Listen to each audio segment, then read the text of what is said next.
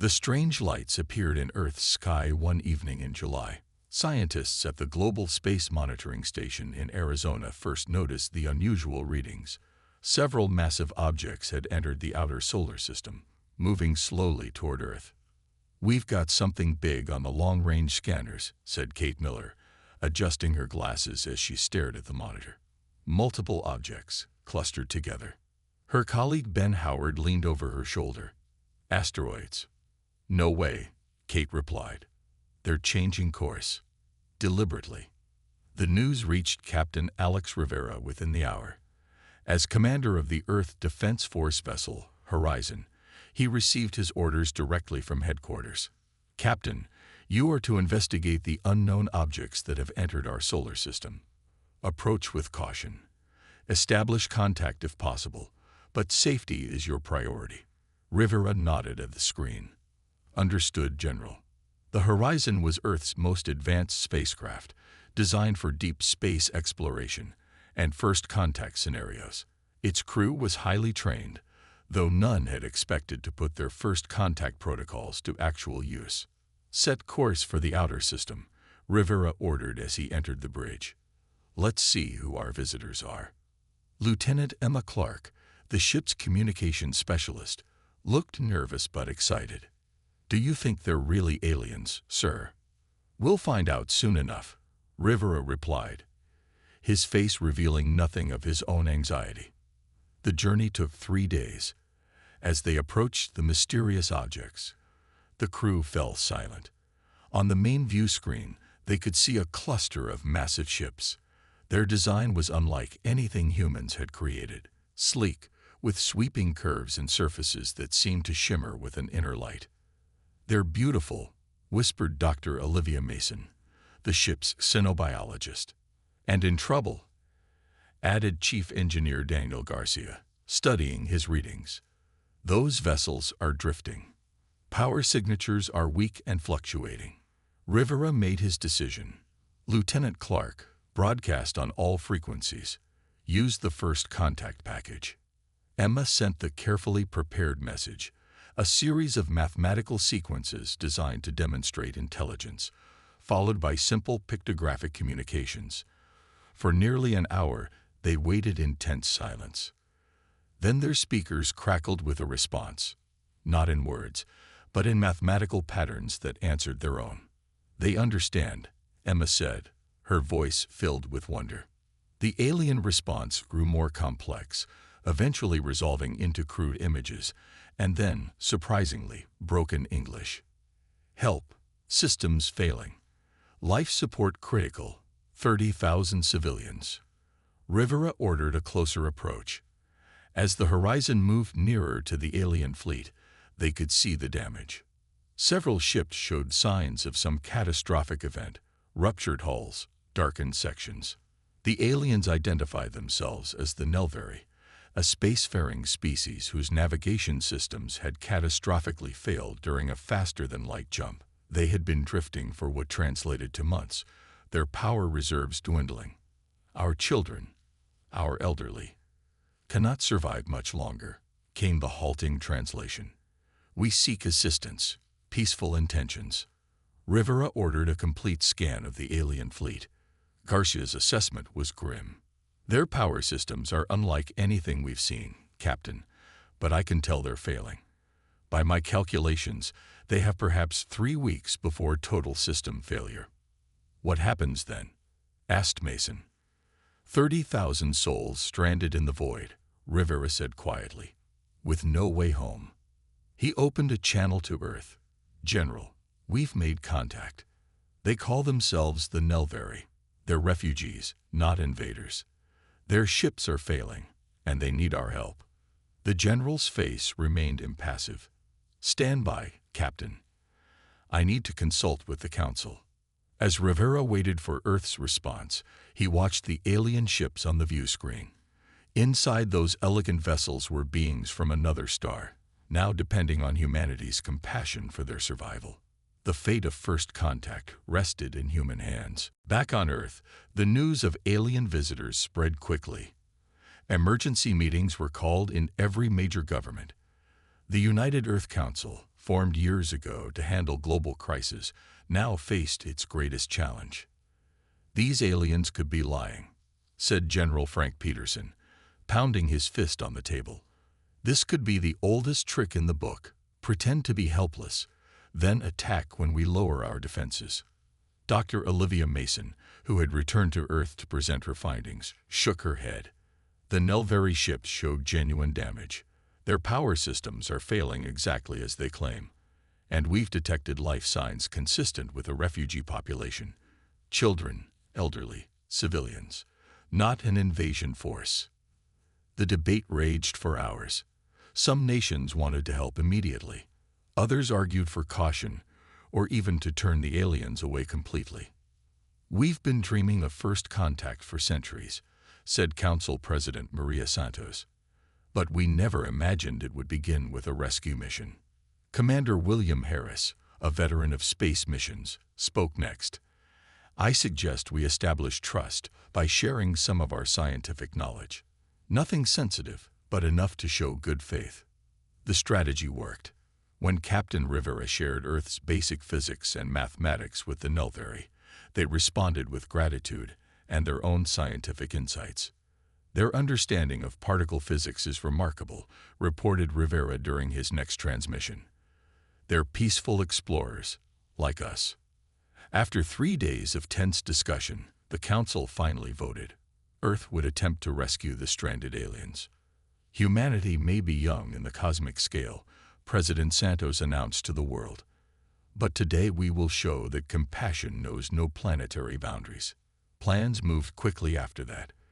The best engineers, linguists, and medical personnel were assembled. Earth's most advanced ships were prepared to join the horizon. Lieutenant Samantha Powell, a brilliant linguist, developed an improved translation matrix based on the initial exchanges with the Nelvari. "Their language is complex," she explained to the rescue team. "It relies heavily on concepts rather than direct words. But I believe we can communicate effectively now." The rescue fleet departed Earth amid a mixture of hope and fear. News channels showed the ships leaving orbit, while commentators debated the wisdom of helping alien visitors. "This could be the beginning of a beautiful friendship," said one. "Or the end of human independence," warned another. Aboard the command ship, Captain Rivera met with his expanded team. "We're making history," he told them. "The first humans to attempt an alien rescue." Dr. Mason had returned to space with the team, eager to learn more about Nelvari biology. "Their physiology is silicon-based rather than carbon-based," she explained during the briefing. "They respirate different gases than we do, which is why we'll need to wear suits when boarding their vessels." Engineer Daniel Garcia looked troubled. "The real challenge will be their power systems. From what we can tell, they use exotic particles we've barely even theorized about." "One problem at a time," Rivera said firmly. "First, we establish better communication. Then we assess their immediate needs. Finally, we figure out how to get their ships moving again." As the rescue fleet approached the stranded aliens, Lieutenant Powell received a new transmission from the Nelvari. "They're sending visual data," she announced. The main screen filled with images. Nelvari children huddled together. Elderly aliens connected to life support devices. Crew members working desperately to repair damaged systems. The message was clear even without translation. Time was running out. "Full speed ahead," ordered Rivera. "Those people need us." As Earth's ships closed the final distance to the alien fleet, humanity prepared for its first direct encounter with beings from beyond the solar system. The decisions made in the coming days would shape the future of both species forever. The first human boarding party entered the main Nelvari vessel 3 days later. Captain Rivera led the team, accompanied by Dr. Mason, Engineer Garcia, and 4 security officers. They wore special suits designed to protect them from the alien atmosphere. "Remember, no sudden movements," Rivera cautioned as the airlock cycled. "We're guests here." The inner door opened to reveal a corridor unlike anything humans had built. The walls curved organically, glowing with a soft blue light, and waiting for them stood 3 Nelvari. The aliens were tall and slender, with 4 arms and skin that shimmered like polished metal. Their faces had no noses, just breathing slits and large eyes that reflected light like mirrors. "We welcome Earth humans," came the translated voice through their helmet speakers. "I am Ambassador Zivera." Dr. Mason stepped forward, making the greeting gesture they had practiced. "We come to help." The aliens led them deeper into the ship. The humans saw signs of the crisis everywhere. Emergency lighting, sealed sections, and Nelvari working frantically on exposed systems.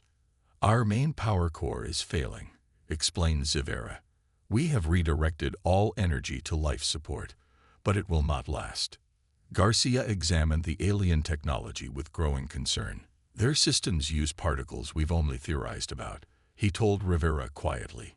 "It's like trying to repair a quantum computer with stone tools."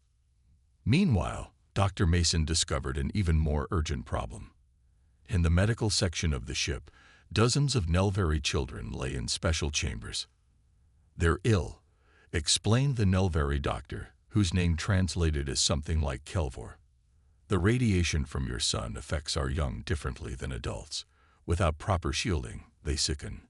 Back on the horizon, Fleet Admiral Gregory Foster coordinated the massive rescue operation. Earth's ships positioned themselves around the alien fleet, scanning each vessel for damage. "We've got 12 major ships and 27 smaller vessels," reported Lieutenant Powell. "The smaller ones are completely dead. The larger ones have maybe 2 weeks of power left." Foster rubbed his tired eyes. "We need solutions fast. Those people aren't going to survive a long trip home in their current state." Science Officer Nickel Wright discovered the first major obstacle. "Their technology uses different principles than ours. Direct power transfer from our ships to theirs is impossible without adaptation." The situation grew more complicated when Engineer Garcia returned from the alien vessel with troubling news. "Their drive system uses exotic matter manipulation," he explained to the assembled team. "We don't have the materials or knowledge to recreate their fuel source." Captain Rivera set up teams to tackle each problem. Dr. Eric Martinez led the medical team working to understand Nelvari physiology and the radiation sickness affecting their children. "Their blood contains metallic compounds," Martinez reported. "The solar radiation is causing a reaction similar to heavy metal poisoning in humans." The Earth vessels faced dangers too. To reach some of the damaged alien ships, human crews had to navigate through radiation zones that tested the limits of their shielding. Lieutenant Josh Barnes and his repair team barely escaped when a Nelvari ship's damaged containment field collapsed. "We had 10 seconds to get out," he reported from the medical bay, his face pale. "Any longer, and we'd have been cooked." Time was working against them. Each day, more systems failed aboard the alien vessels. Power reserves dropped steadily despite all efforts to conserve energy. "We need something revolutionary," Rivera told his exhausted team after a week of around-the-clock work. "Conventional solutions aren't enough." That night, as most of the human crew slept, Engineer Garcia sat alone studying Nelvari technical diagrams. Something about their energy conversion method reminded him of an obscure theory he once read about. "What if," he muttered, sketching a design on his tablet. By morning, he burst into the command center, eyes bright with excitement despite his exhaustion. "Captain, I think I have an idea," he said. "It's crazy, but it might work." The cultural exchange between humans and Nelvari began almost by accident.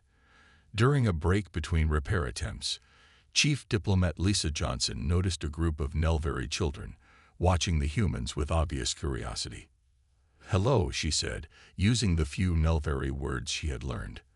The children responded with chirping sounds that her translator struggled to process. Johnson took out a small ball she kept in her pocket, a stress relief toy. She bounced it on the floor. The Nelvari children watched, their mirror-like eyes following the movement. Cautiously, one of them extended a 4-fingered hand. Johnson gently tossed the ball. The child caught it with surprising grace and bounced it back. Soon, they were playing a simple game laughing in their strange, musical way. Ambassador Zivera found them an hour later. "You have made friends with our young ones," the ambassador observed. "This is good. Perhaps our peoples can learn much from each other." That small interaction opened a door. The next day, Zivera invited Captain Rivera and his senior officers to a formal meeting aboard the main Nelvari vessel. Inside a chamber with walls that seemed to shimmer with living light, the Nelvari prepared a special ceremony. They formed a circle and performed a series of complicated movements with their 4 arms. "This is the greeting of new friends," explained Zivera. "It has not been performed for another species in 7 generations." Rivera and his team watched in awe. When the dance ended, Zivera approached and placed a small crystal in Rivera's hand. "Our history," the ambassador said, "and our star maps. We offer this knowledge freely." The crystal contained incredible information. The Nelvari had traveled farther than humans had imagined possible. Their homeworld orbited a star that had begun to destabilize centuries ago. They had been searching for a new home when their navigation systems failed. "We are travelers," Zivera explained. "Our people have lived on ships for many generations." Engineer Patrick Wilson made an important discovery while studying the crystal's technology. Their information storage is quantum-based, but uses principles compatible with our systems.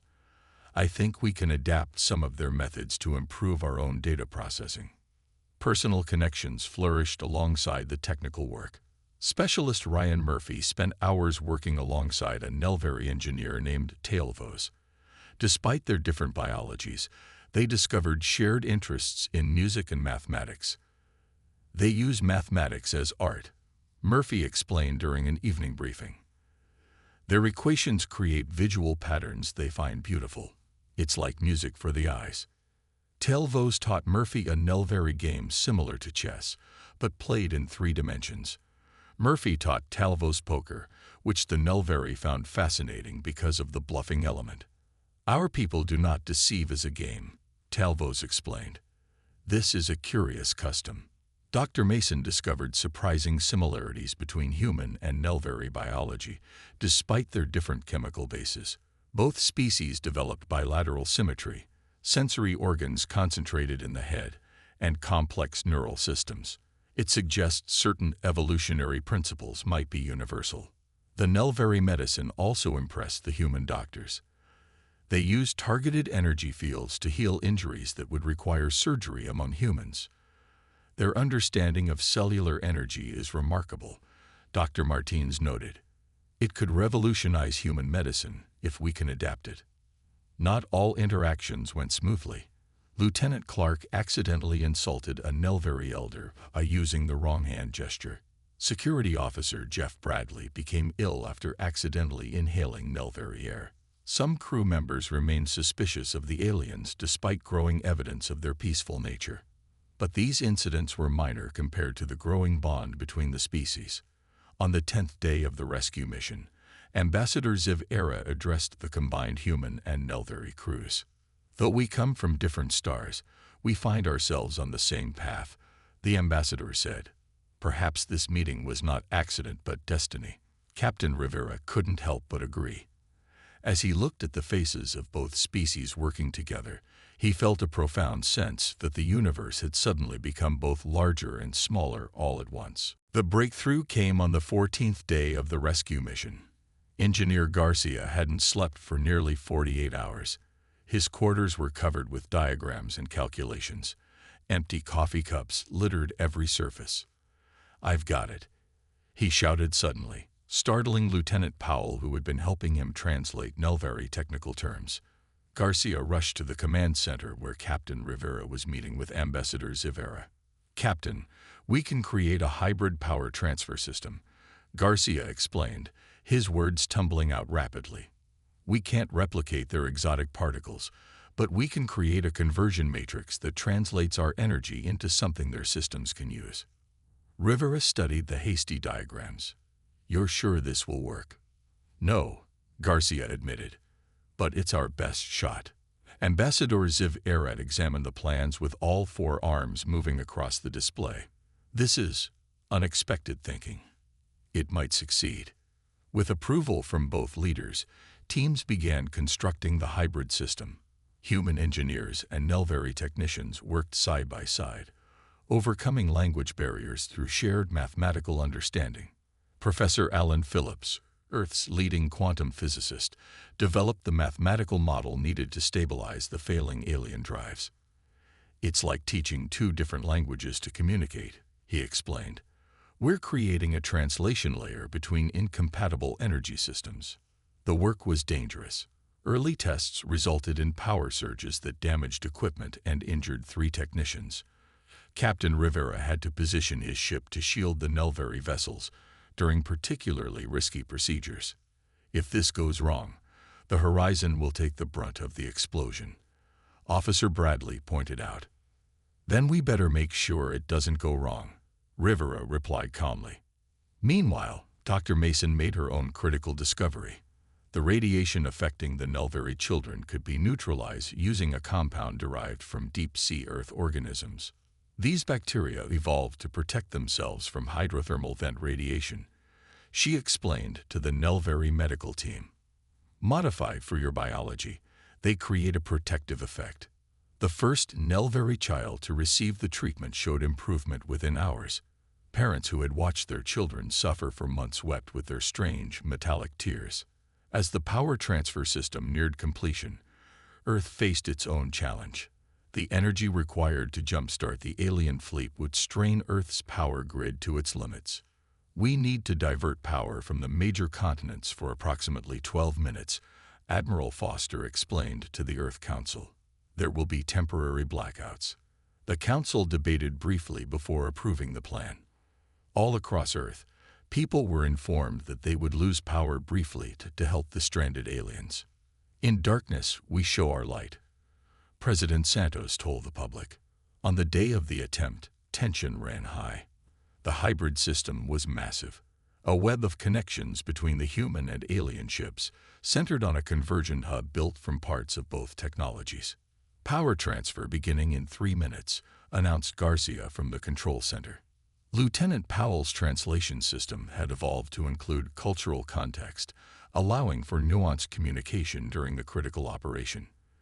"The Nelvari engineers are reporting ready status," she confirmed.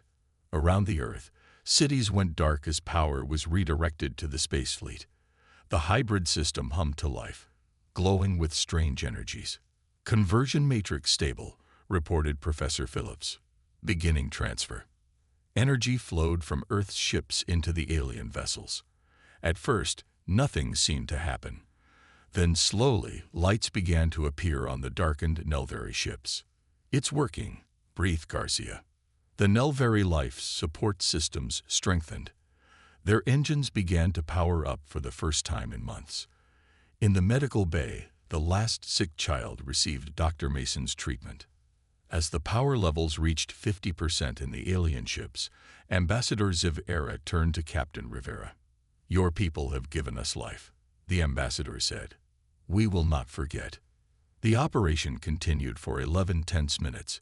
Just as Earth's reserves reached critical levels, the transfer completed successfully. The Nelvari fleet had power again.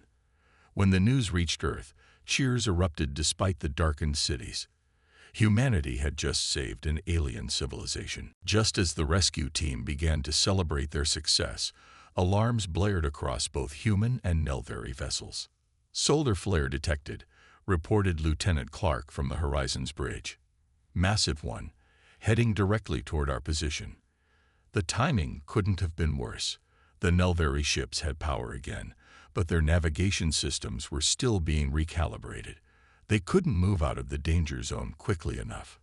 "How long do we have?" Captain Rivera demanded. 17 minutes until impact," Clark replied. "It's a Class X flare. Radiation levels will be lethal without proper shielding." Earth's ships could withstand the flare, but the damaged Nelvari vessels remained vulnerable. The power they had just received would not be enough to strengthen their radiation shields in time. "We need to evacuate the Nelvari to our ships," Rivera ordered. Ambassador Rivera shook her head. "Impossible. We have too many people, and many cannot survive in your atmosphere, even briefly. The situation grew worse when reports came in that 3 human crew members were trapped on one of the failing Nelvary ships. Engineers Joe Martinez, Laura Wilson, and Scott Baker had been completing final power transfers when the emergency bulkhead sealed automatically, cutting off their escape route. "We can't reach them," radioed Chief Engineer Garcia. "That section will receive the highest radiation dose when the flare hits." Nelvary Captain Kelser, commander of the vessel where the humans were trapped, made a decision. Despite the danger to himself, he moved through the damaged sections of his ship to reach the trapped humans. "This one will guide Earth humans to safety," he transmitted. "Prepare emergency transport." On Earth, scientists repurposed the planet's defense networks to help. Satellites originally designed to track missiles were adjusted to project a partial energy shield against the incoming radiation. "It won't stop the flare," explained the technician at Earth Command, "but it might weaken it by 15%. Commander William Harris piloted an experimental shuttle directly toward the endangered ships. The small craft was faster and more maneuverable than the larger vessels, but had minimal shielding. "That shuttle won't survive the radiation," warned Admiral Foster. "It doesn't need to survive long," Harris responded calmly. "Just long enough." The minutes ticked by with agonizing slowness. Nelvary Captain Kelser reached the trapped humans and began leading them through a maze of damaged corridors toward an emergency airlock. One of the humans, Engineer Baker, collapsed from the toxic Nelvary atmosphere leaking into his damaged suit. Kelser lifted the man with his 4 arms and continued forward without hesitation. Meanwhile, Dr. Martinez performed an emergency procedure on a Nelvary crew member injured during the frantic preparations. Despite having limited knowledge of alien physiology, he successfully stabilized the patient. 7 minutes to flare impact," announced Lieutenant Clark, her voice tight with tension. Commander Harris's shuttle reached the endangered Nelvary vessel and docked at the emergency airlock. When the doors opened, Kelser pushed the 3 humans inside, then collapsed. "He's dying," shouted Laura Wilson over the radio. "The radiation is already affecting him." Without hesitation, Dr. Martinez talked the engineers through emergency treatment procedures for the alien captain. Using supplies from their emergency kits, they stabilized Kelser long enough for Harris to detach the shuttle. 3 minutes to impact, came the update. Across the fleet, humans and Nelvary worked frantically to strengthen shields and protect vital systems. The final power adjustments came just 60 seconds before the solar flare hit. "Brace for impact," Rivera ordered. The wave of radiation washed over the combined fleet. Lights flickered, systems overloaded, and for a terrible moment, it seemed all might be lost. But when the wave passed, both human and Nelvary ships remained intact. The emergency measures had worked, though barely. Several vessels had significant damage, but no lives were lost. As the all-clear was given, Captain Rivera received a transmission from the shuttle. Harris had successfully delivered the 3 humans and the Nelvary captain to medical bay. All would recover. "We did it," Rivera said quietly, looking out at the alien fleet that still held 30,000 souls. "Together, we survived." Ambassador Ziv Era stood beside him on the bridge, all 4 arms raised in the Nelvary gesture of triumph.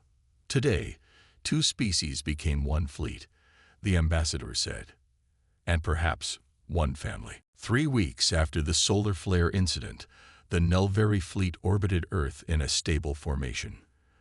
Their ships gleamed in the sunlight, their systems fully restored through the combined efforts of both species. On the International Space Station, now expanded to accommodate alien visitors, Captain Rivera stood beside Ambassador Ziv Era as they looked down at the blue planet below. "Your world is beautiful," the ambassador said. "We have traveled to many star systems, but never have we seen such abundant water." Rivera smiled. "We used to think it made us unusual in the galaxy. Now we know it makes us lucky." The United Earth Council had made their decision the previous day. After much debate, they had officially offered the Nelvari settlement rights on Mars. Earth's terraforming projects had already made parts of the red planet habitable, and studies showed the Nelvari physiology was well suited to the Martian environment. "Our people are grateful," Zivera told Rivera. "To show our appreciation, we wish to share our propulsion technology with humanity.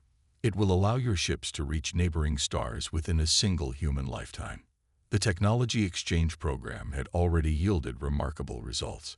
Nelvari medical techniques had helped develop treatments for several human diseases. Earth's agricultural methods were helping the Nelvari create sustainable food production for their new colony. In Medical Bay, Dr. Martinez checked on his patient one last time. Nelvari Captain Kelser had fully recovered from radiation exposure thanks to the combined efforts of human and alien doctors. "You saved my life," Kelser said, his translated voice carrying genuine emotion. "My children will hear this story for generations." "You saved 3 of ours first," Martinez reminded him. "I'd say we're even." All across Earth, people adjusted to the reality of alien neighbors. Schools added Nelvari language and culture to their curriculums. Scientists eagerly studied the star charts and historical records the aliens had shared. Not everyone welcomed the new arrangement. Some protest groups formed, demanding the aliens leave Earth orbit, but they were a minority. Most humans recognized the historic opportunity that had arrived on their doorstep. At a special ceremony at United Nations headquarters, Captain Rivera received medals from both human and Nelvari leaders. He stood uncomfortably in his dress uniform as President Santos praised his courage. "Captain Rivera exemplifies the best of humanity," she said to the assembled dignitaries. When faced with the unknown, he chose compassion over fear, cooperation over conflict. When it was his turn to speak, Rivera kept his words simple. "We didn't do anything extraordinary," he said. "We just helped people who needed help. The fact that they came from another star system doesn't change that basic duty." The Nelvari children who had recovered from radiation sickness presented Rivera with a crystal sculpture they had made. It showed human and Nelvari hands joined together, crafted with remarkable detail. As the ceremony concluded, Ambassador Ziv Arad addressed the assembly. The alien's voice resonated through the hall as the translation played over speakers. "For countless cycles, we traveled between the stars, seeking a new beginning. We never expected to find it through near disaster. Yet, in our darkest moment, we discovered something more precious than a new home. We found new friends." The ambassador raised all 4 arms in the formal greeting gesture. "Today marks the beginning of a friendship that will reach across the stars. Together, our species will accomplish what neither could alone. The universe is vast and often dangerous, but it need not be faced alone." Plans were already underway for the first joint human-Nelvari mission to explore beyond the solar system. The ship would carry crew members from both species, using combined technology to venture farther than either civilization had gone before. As Captain Rivera left the ceremony, he paused to look up at the night sky. Among the familiar stars, he could see the lights of the Nelvari ships, no longer strangers, but neighbors. "Welcome home," he whispered. And somewhere in the vast darkness between stars, perhaps other civilizations waited to be discovered, other chances for humanity to extend a helping hand across the cosmic ocean.